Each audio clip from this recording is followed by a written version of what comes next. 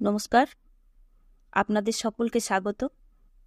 গল্পের সাথে আজকের নিবেদন গজেন্দ্র কুমার মিত্রের লেখা ছোট গল্প আত্মহত্যা। শকুন্তলা প্রদীপটি জ্বালিয়া লইয়া ঘরে ঘরে সন্ধ্যা দিয়া বেড়াইতেছিল। সহসা সন্ধ্যা আসিয়া সংবাদ দিল, দিদি, অমলদা আসছে। মুহূর্তের জন্য শকুন্তলার মুখখানা লাল হইয়া উঠিয়াই একেবারে ছাইয়ের মতো বিবর্ণ হইয়া গেল। চৌকাঠের উপরই দাঁড়াইয়া পড়িয়া সে কহিল, সে কি রে, ধ্যাৎ! হ্যাঁ গো দিদি, সত্যি ওই গলির মোড় পেরোচ্ছে, দেখে এলুম। তুমি জানালা দিয়ে দেখো না, এতক্ষণে বোধহয় এসে পড়েছে। কিন্তু জানালা দিয়া আর দেখিতে হইল না। প্রায় সঙ্গে সঙ্গেই একটি অত্যন্ত সুপরিচিত কণ্ঠের ডাক শকুন্তলার কানে আসিয়া পৌঁছিল। আরে, এরা সব গেল কোথায়? ও সন্ধ্যা, বাড়ি ছেড়ে ভাগলি নাকি? শকুন্তলা অকস্মাৎ যেন ব্যাকুল হইয়া উঠিল।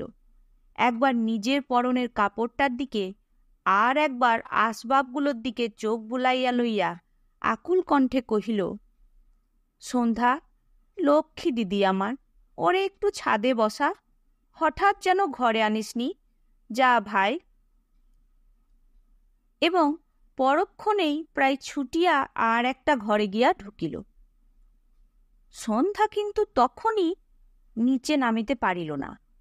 দিদির এই আকস্মিক ভাবান্তরের কোনো কারণ খুঁজিয়া না পাইয়া কতকটা মূঢ়ের মতো দাঁড়াইয়া রহিল।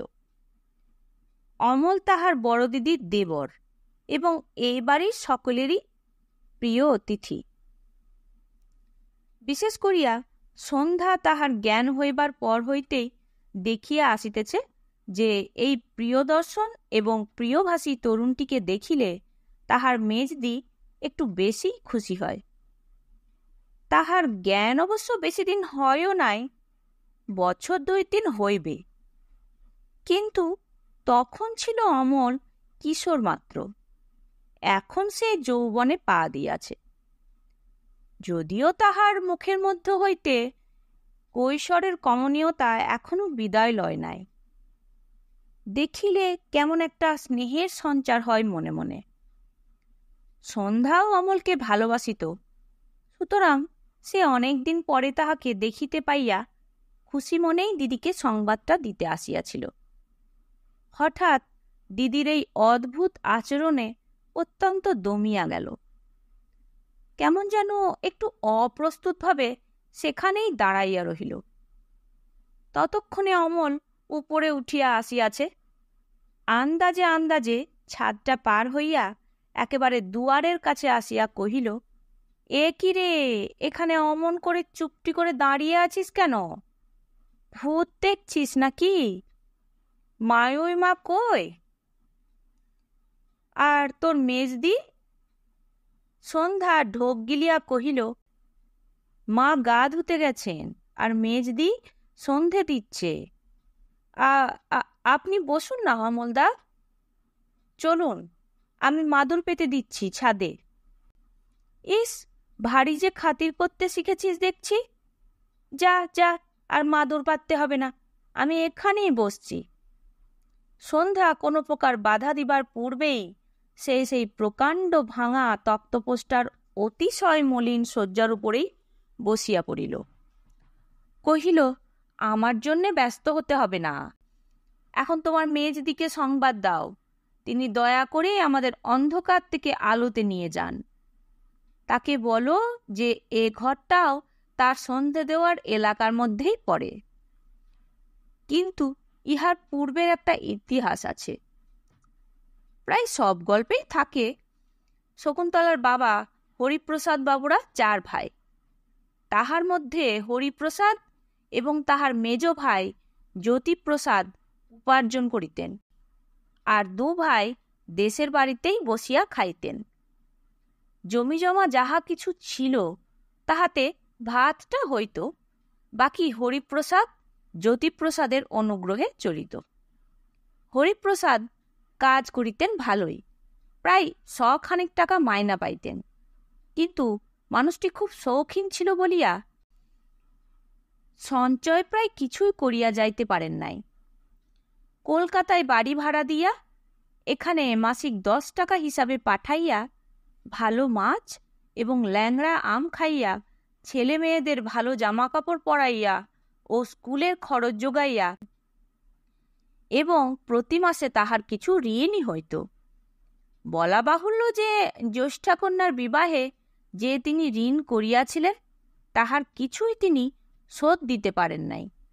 ভবিষ্যতে উন্নতির আশা ছিল হয়তো, বা সেই উন্নতির পথ চাহিয়াই নিশ্চিন্ত হইয়া বসিয়াছিলেন।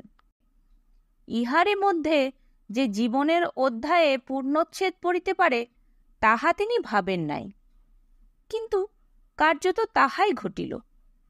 হঠাৎ 3 দিনের জ্বরে যখন তিনি মারা গেলেন, তখন শ্মশান খরচার জন্যই অলংকার বাধা দিতে হইল।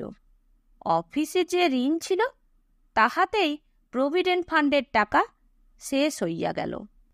গৃহিণীর সামান্য অলংকার জ্যেষ্ঠা কন্যার বিবাহেই গিয়াছিল। কন্যাদের কাহারও ও বস্তুই ছিল না। সুতরাং ঘটিবাটি বেচিয়াই বলিতে গেলে স্বামীর শ্রাদ্ধ শেষ করিয়া ভদ্রমহিলা 2 কন্যা ও 1 শিশুপুত্রের হাত ধরিয়া দেশের বাড়িতে ফিরিয়া আসিলেন। হরিপ্রসাদের ভাইরা অকৃতজ্ঞ নন। তাহারা যথাসাধ্য যত্নের সহিতই ইহাদের গ্রহণ করিলেন বটে, কিন্তু তাহাদের সাধ্য আর কতটুকু? জ্যোতিপ্রসাদ ভাইদের যা সাহায্য করিতেন তাহার ওপর আর 5টি টাকা বাড়াইয়া দিলেন। তাহার বেশি আর তাহার সাধ্য ছিল না, কিন্তু তাহাতে 4টি প্রাণীর ভরণ পোষণ চলে না। শকুন্তলা 2nd ক্লাসে পড়িতেছিল।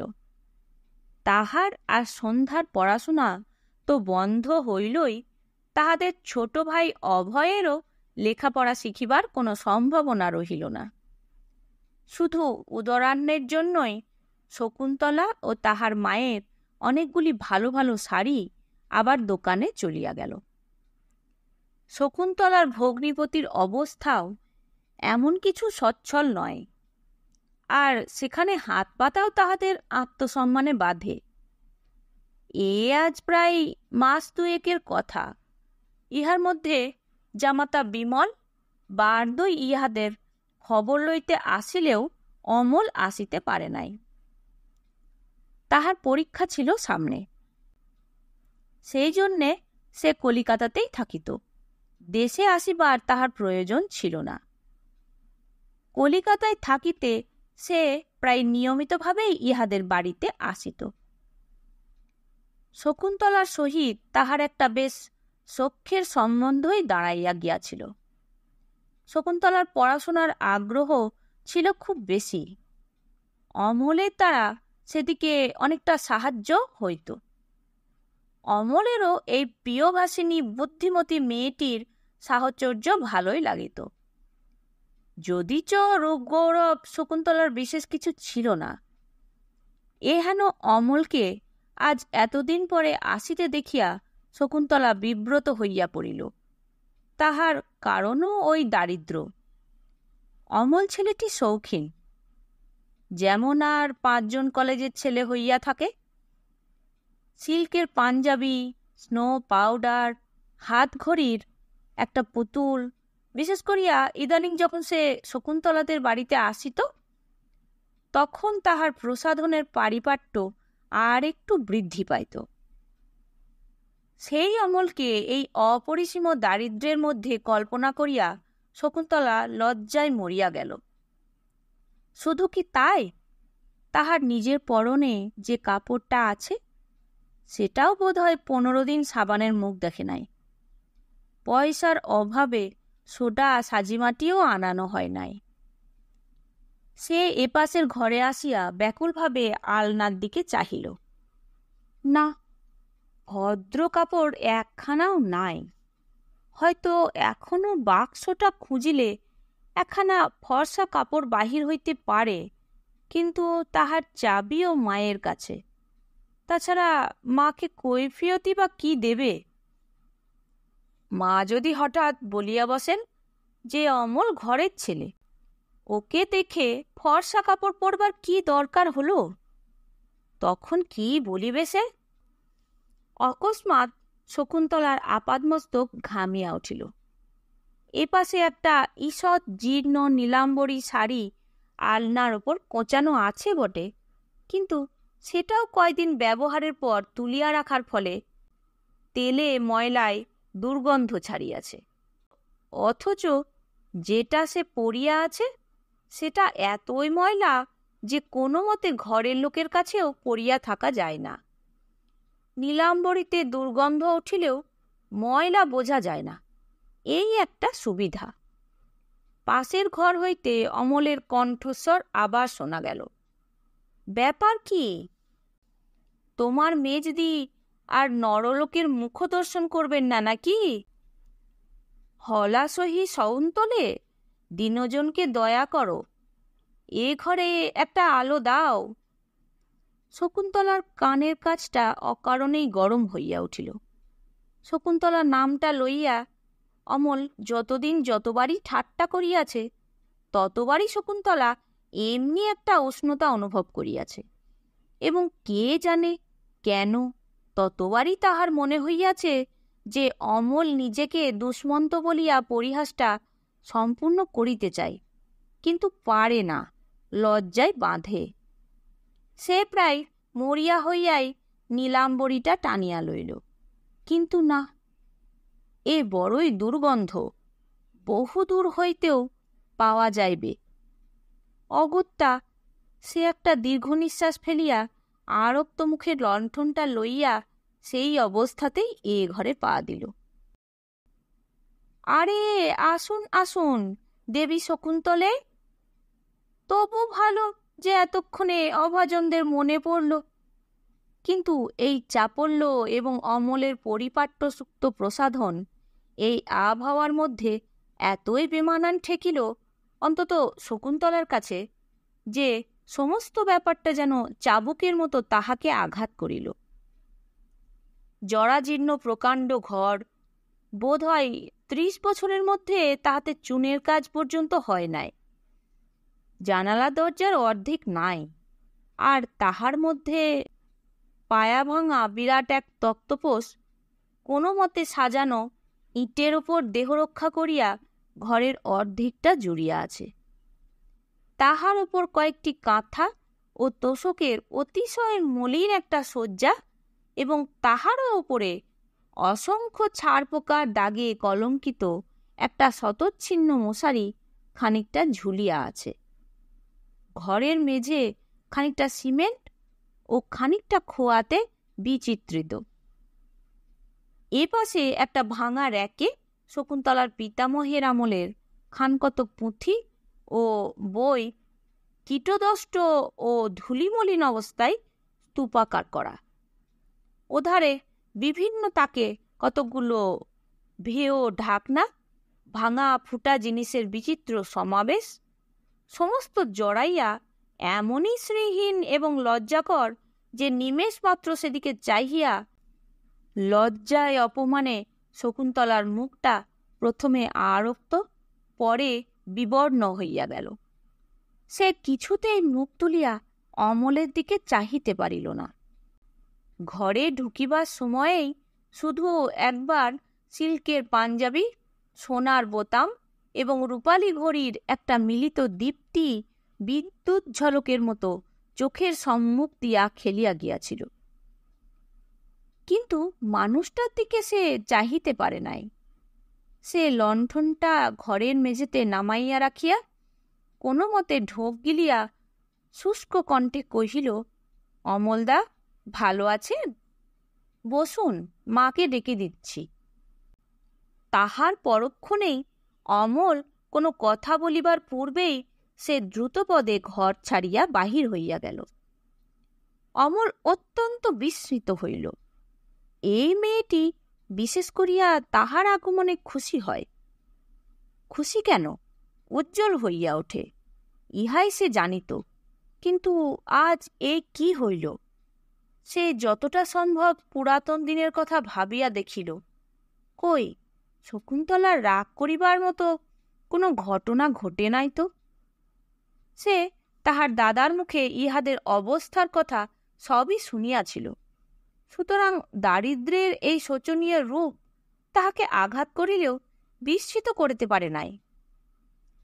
কাজেই এইটাই যে শকুন্তলার ভাবান্তরের কারণ হইতে পারে, তাহা তাহার একবারও মনে হইল না। শকুন্তলা নিচে নামিয়া আসিয়া কুয়াতলাতেই গিয়া মাকে সংবাদ দিল, মা, অমলদা এসেছেন। কে এসেছে? অমল? ও, আমাদের অমল এক্সামিন দিয়ে দেশে এসেছে বুঝি? বস আগে যা, তুই। আমার হয়ে গেছে, আমি যাচ্ছি। কতদিন দেখিনি ছেলেটাকে। শকুন্তলা তবুও দাঁড়াইয়া রহিল। মায়ের আর একটা দরকারি কথা মনে পড়িল। কহিলেন, ঘরে তো বিশেষ কিছু নেই, দেখ দেখি কৌটোটায় সুজি পড়ে আছে কিনা, তাহলে উনুনটা ধরিয়ে একটু সুজি করে দে। আর এক পেয়ালা চা। ভাগ্যিস খোকার দুধটা সাবুর সঙ্গে মিশিয়ে ফেলিনি। অকস্মাৎ শকুন্তলার কণ্ঠস্বর তীব্র হইয়া উঠিল।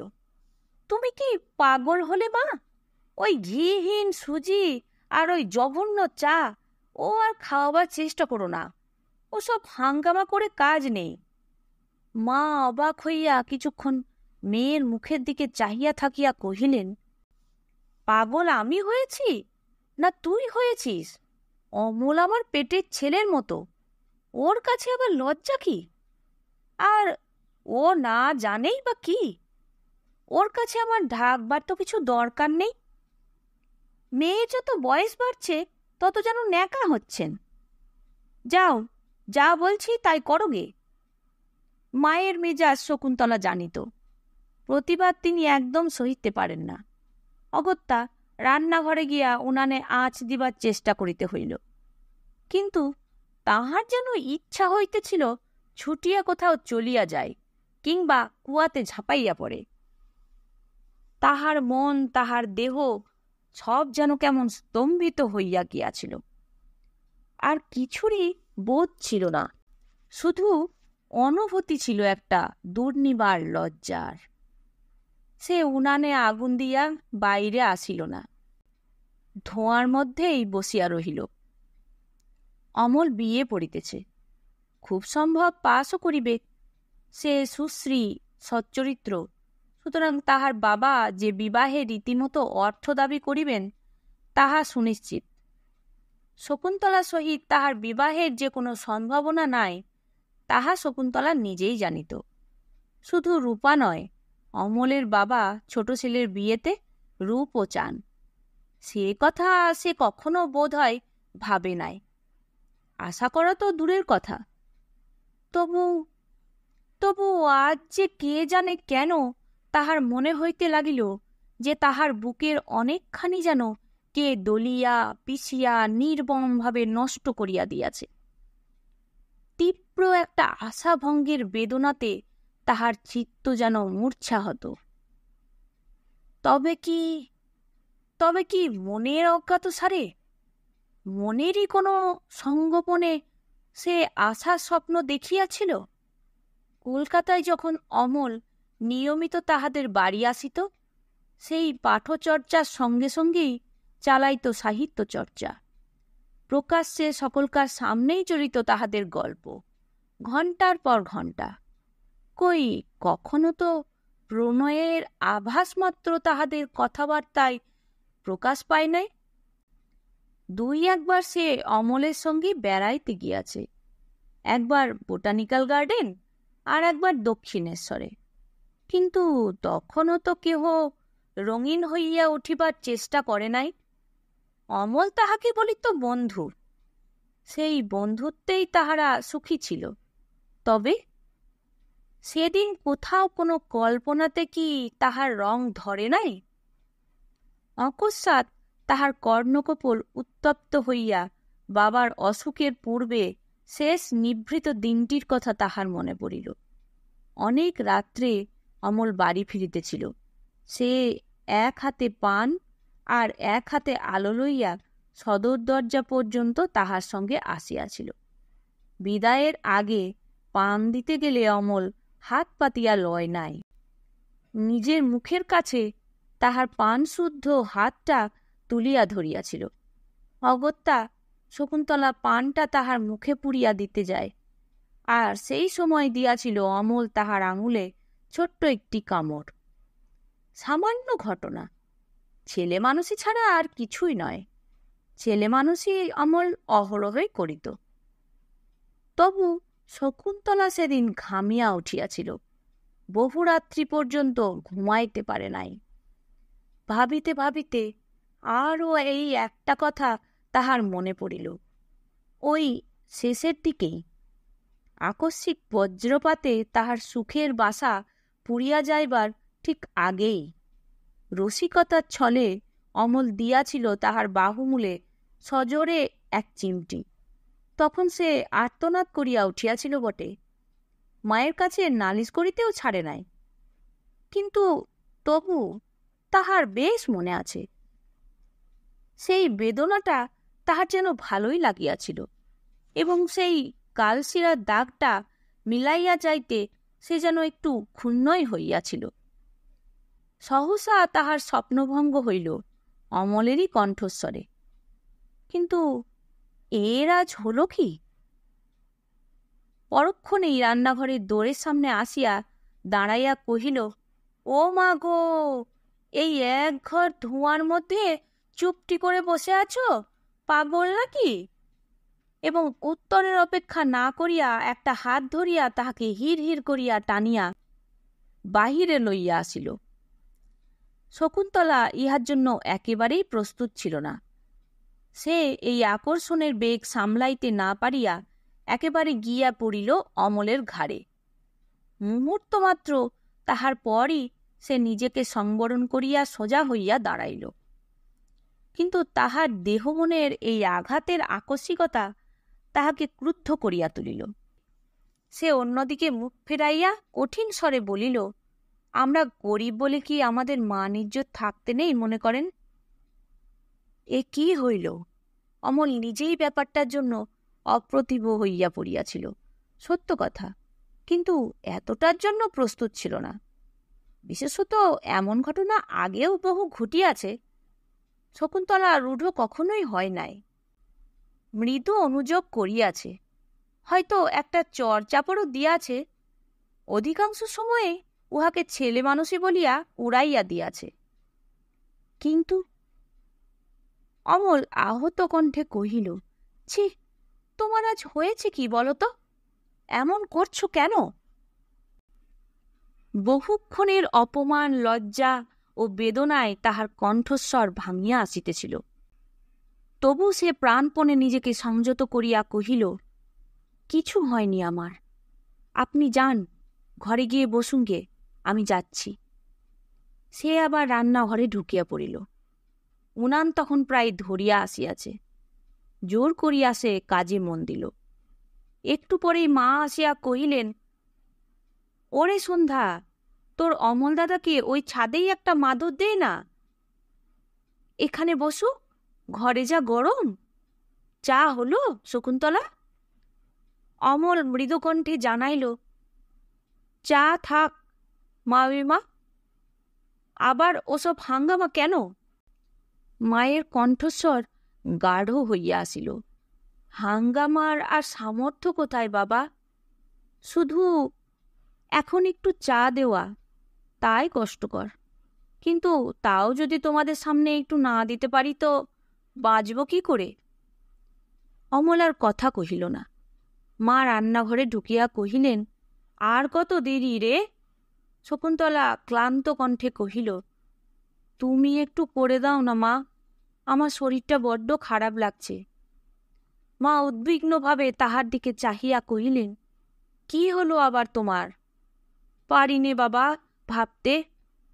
শকুন্তলা কথার জবাব না দিয়াই ঘর হইতে বাহির হইয়া বিনা বাক্যে অমলকে পাশ কাটাইয়া নিচে নামিয়া গেল। মা হালুয়া ও চা প্রস্তুত করিতে করিতে অনেক কথাই বলিয়া যাইতে লাগিলেন। অমল কিন্তু একেবারে স্তব্ধ হইয়া বসিয়া রহিল।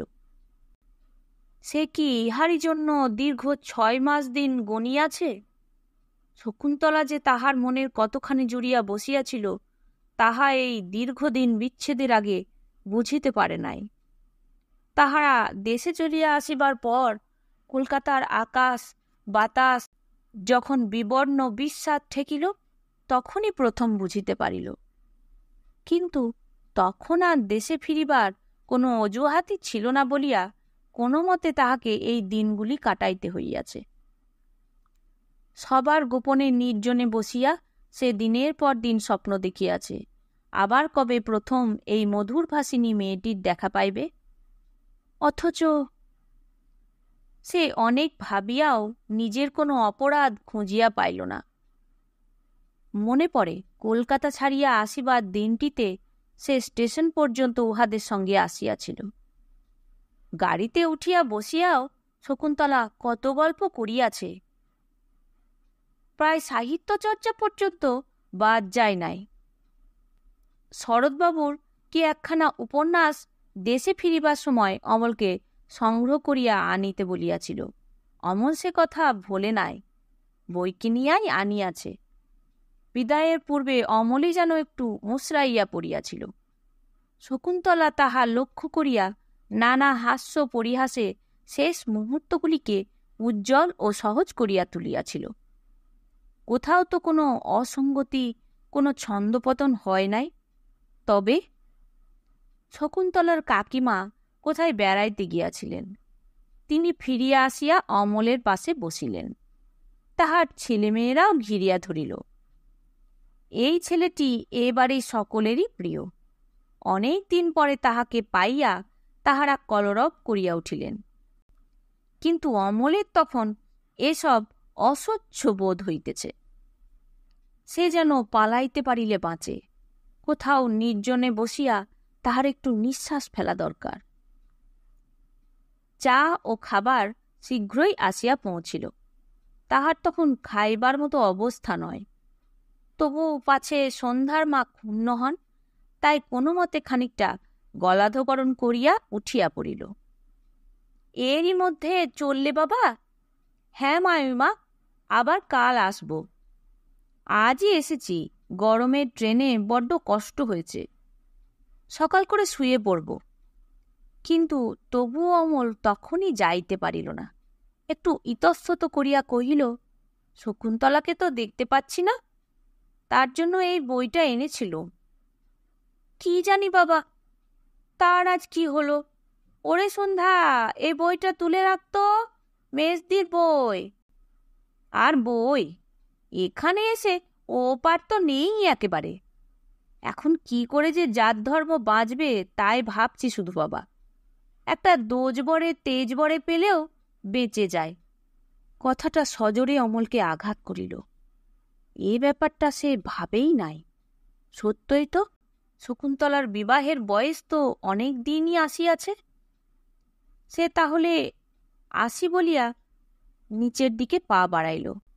আশা ছিল বিদায়ের পূর্বে অন্তত শকুন্তলার দেখা মিলিবে, কিন্তু কোথাও তাহার কোনো সম্ভাবনা রহিল না। ওরে, তোর অমলদাকে আলোটা দেখালি না? মা কহিলেন। না, আলোর কোনো দরকার নেই, আলো রয়েছে। অমল তাড়াতাড়ি সিঁড়ি বাহিয়া নামিয়া আসিল। নিচের তলাটা যেমন অন্ধকার তেমনি ভাঙা ও স্যাঁতসেঁতে। এখানে প্রায় কেউই থাকে না, শুধু কাঠ কুটা আবর্জনা রাখা হয়। সেখানে সে কাহাকেও দেখিবার আশা করে নাই। কিন্তু একেবারে সদরের কাছে গলিপথটায় গিয়া দেখিল একটি কেরোসিনের ডিবা পাশে রাখিয়া দেওয়ালে ঠ্যাঁস দিয়া চুপ করিয়া বসিয়া আছে শকুন্তলা। দৃষ্টি তাহার কম্পমান দীপশিখার ওপর নিবদ্ধ। অমল কাছে যাইতে সে চমকিয়া উঠিয়া দাঁড়াইল। অমল আরও কাছে আসিয়া তাহার শ্বেত-সিক্ত হাত দুইটি জোর করিয়া নিজের হাতের মধ্যে ধরিয়া কহিল, কি হয়েছে? কিছুতেই বলবে না কুন্তলা? কেন তুমি এমন বিরূপ হয়ে রইলে আমার উপরে? কুন্তলা অমলের আদরের ডাক।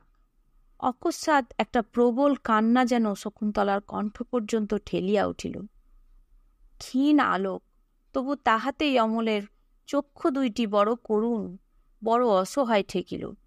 শকুন্তলার বুক কাঁপিয়া উঠিতেছে, কিন্তু সেই করুণ দৃষ্টির পিছনে যে সিল্কের পাঞ্জাবি ও সোনার বোতাম ঝলমল করিতেছিল, সেটাও চোখে পড়িতেই সে আবার নিজেকে কঠিন করিয়া লইল। ধীরে ধীরে হাতটা ছাড়াইয়া লইয়া শান্ত উদাস কণ্ঠে কহিল, কিছুই হয়নি অমলদা, আমরা বড় গরিব, দিনরাত অভাবের সংসারে খাটতে হয়, তাই হয়তো সবসময়ে হাসি মুখ রাখতে পারি না। তাতে যদি ত্রুটি হয়ে থাকে তো মাপ করবেন। অমলের ওষ্ঠ দুইটি কিছুক্ষণ নীরবে কাঁপিবার পর স্বর বাহির হইল, বিনা অপরাধে কেন যে বারবার এমন আঘাত করছো শকুন্তলা, বুঝতে পারছি না। থাক, তুমি শান্ত হও, তারপর একদিন আমার দুষ্কৃতির কথা শুনব। কিন্তু তবু সে চলিয়া যাইতে পারিল না। শুধু শকুন্তলা অহেতুক একটা ক্রোধে যেন জ্ঞান হারাইল। কঠিন কণ্ঠে কহিল, আর আপনি যখন তখন আমার গায়ে অমন করে হাত দেবেন না। আমরা বড় গরিব, মায়ের 1 পয়সা পণ দেবার সামর্থ্য নেই, তা তো জানেনই। কেউ যদি ভিক্ষা দেবার মতো করে গ্রহণ করে তবেই তিনি কন্যাদায়ে মুক্ত হবেন। তার ওপর যদি কোনো বদনাম ওঠে তাহলে ভিক্ষাও কেউ দিতে চাইবে না, এটা আপনার বোঝা উচিত।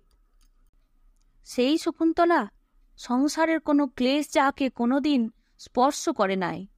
অমল আর দাঁড়াইতে পারিল না, শুধু কপাটটা খুলিবার পূর্বে একবার স্খলিত কণ্ঠে সে কহিল, কিন্তু আমার দ্বারা যে কোনো সাহায্যের সম্ভাবনা নেই, তাই বা কি করে জানলে কুন্তলা?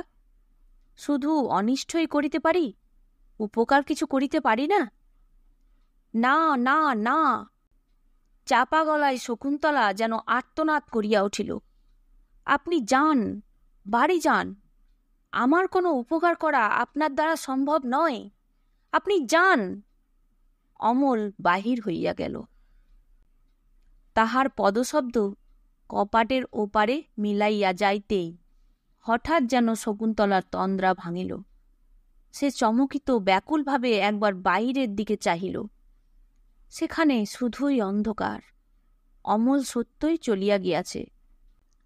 কপাটটা বন্ধ করিয়া দিয়া শকুন্তলা অনেকক্ষণ বজ্রাহতের মতো স্তম্ভিত হইয়া দাঁড়াইয়া রহিল। তাহার পর মাটির উপর লুটাইয়া পড়িল। অমল শেষ যেখানে দাঁড়াইয়া তাহার সহিত কথা কইয়াছিল, সেইখানে মুখ রাখিয়া ফুলিয়া ফুলিয়া কাঁদিতে লাগিল। মনে হইল আজ সারা রাতের মধ্যে এ কান্না যেন থামিবে না। উপরে তখন শকুন্তলার মায়ের উদ্বিগ্ন কণ্ঠস্বর শোনা যাইতেছিল। শেষ হলো গল্প আত্মহত্যা। নতুন একটি গল্প নিয়ে খুব তাড়াতাড়ি ফিরে আসছি। আমার গল্প পাঠ কেমন লাগলো তা অবশ্যই কমেন্ট করে জানাবেন। ভালো লাগলে একটি লাইক দেবেন। নতুন নতুন গল্প শোনার জন্য চ্যানেলটি সাবস্ক্রাইব করে রাখবেন। ভালো থাকবেন। ধন্যবাদ।